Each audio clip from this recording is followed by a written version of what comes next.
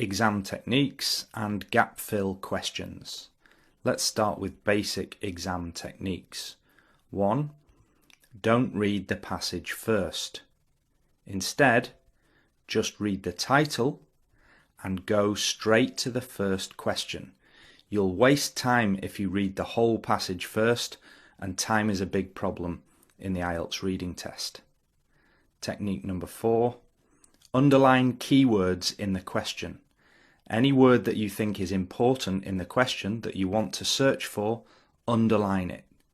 Then, search for those words in the passage and underline them as well in the passage. It's important to always underline things that you find, because if you're turning the paper over and you forget what you found or you lose what you found, you're going to waste time. So underlining things means that you won't forget or lose them. Also, it helps you to focus on the important words that get you the answers, what I call the keywords. Number 7, read that part of the passage carefully. Where you've found the keywords in the passage, then read that part of the passage carefully. And try to get the answer, of course. Write the answer on the answer sheet. 3 more pieces of advice before we move on.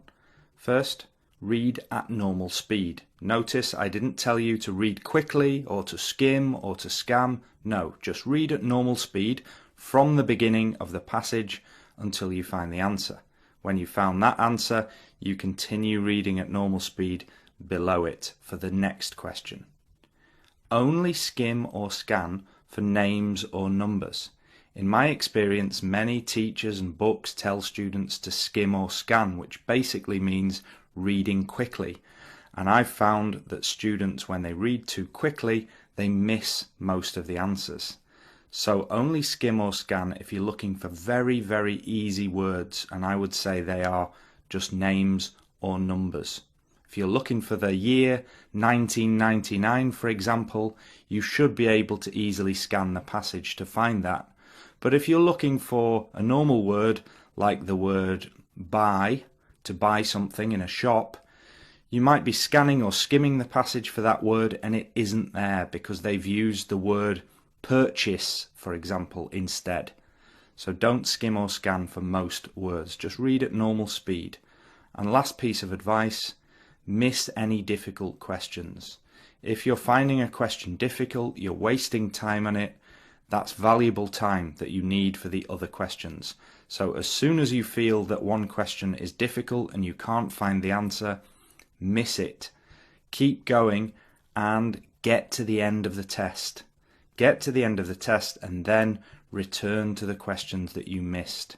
And they will be the most difficult questions, and so if you don't get them all, it's not too much of a problem. At least you haven't missed any easy questions. So those are my main basic exam techniques. We'll look at those in this lesson with gap fill questions, and you'll see the same techniques used in future lessons when I talk about true, false, not given, multiple choice, etc. There'll be a few more techniques maybe for those types of questions, but today we're just going to work on these basic techniques. In each lesson on this course, I'll cover a different question type.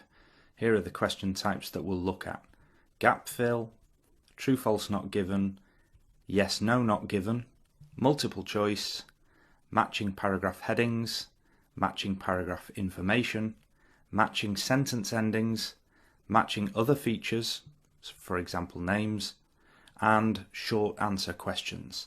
And as I said earlier, today's lesson will all be about gap fill questions. Let's look at an example.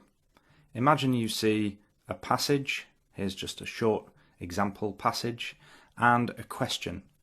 And you can see this is a gap fill question. It says fill the gap with one word. According to my basic techniques that I gave you, we don't read the passage first. All we do is look at the title and then go straight to the first question. And then we read the first question and underline some keywords in it. So let's do that. Fill the gap with one word. Mosses are normally found in something with sufficient moisture and shelter from sunlight. So I've underlined the words that I think I need to search for. Now I can go to the passage and start reading at normal speed from the beginning and search for those words. So we read mosses, and we underline that because it's a keyword from the question, are small flowerless plants that usually grow in. We've got normally found in, that's the same. Look at usually and normally, very similar words. Usually grow in dense green clumps, in damp. Damp is like moisture, wet places. And shady locations. Shady means it's sheltered from sunlight. So look at all those words that we've underlined that are the same as the keywords in the question. We've got mosses, usually grow in. We've got damp for moisture and shady for shelter from sunlight. Now all we need is to fill this gap with one word. Let's read the sentence carefully now. Mosses are small flowerless plants that usually grow in dense green clumps in damp and shady locations. Okay, looking back at the question, we've got the word in just before the gap. Mosses are normally found in something with sufficient moisture and shelter from sunlight. And looking back at the passage, we do have the word in clumps, but we also have in locations. Now, which of those is related to the moisture and shelter from sunlight, or the damp and shady? Well, I would go for the word locations. In damp and shady locations means the same as with sufficient moisture and shelter from sunlight. So we're going to put the word locations in the gap, and that's the correct answer. And we found that answer just by following the list of steps, the basic techniques that I showed you before. And I would say that the most important two techniques that really get you the answer are these two. Number 4, underline keywords in the question, then search for those words in the passage.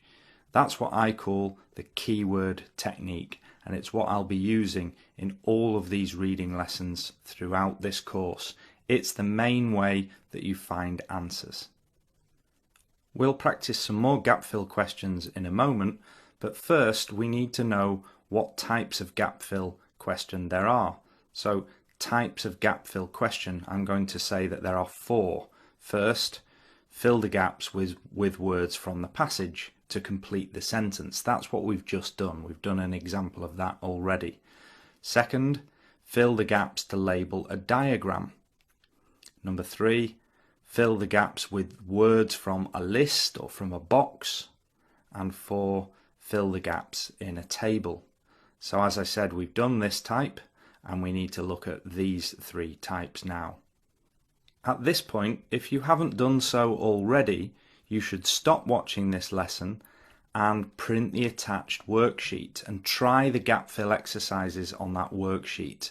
There are 13 questions there, and you're going to see me give the answers to those 13 questions here on the video. So it would be a good idea for you to try using the keyword technique, using the basic techniques that I've suggested. Try all of those 13 questions on the worksheet yourself, and then compare with me here on the video in the rest of this lesson. So I'm going to move on to that now. Remember, we don't read the whole passage first. We go straight to the title to see what the topic is. The title is A Useful Plant. And then we go straight to the first question. We've got this diagram with 4 questions, 4 labels on it, and we have to fill in those gaps. And notice the instruction at the top on your worksheet says no more than 2 words for each gap. Where do we start then? Well, we start with number 1. Don't worry that number 1 is lower down on the diagram. It's the first question, so that's where we begin. And it should be in order in the passage 1, 2, 3 and 4. Hopefully we'll find those answers in the correct order. Let's look for thick leaves for this gap for number 1. If we go to the passage, remember, read at normal speed until you find thick leaves from the beginning.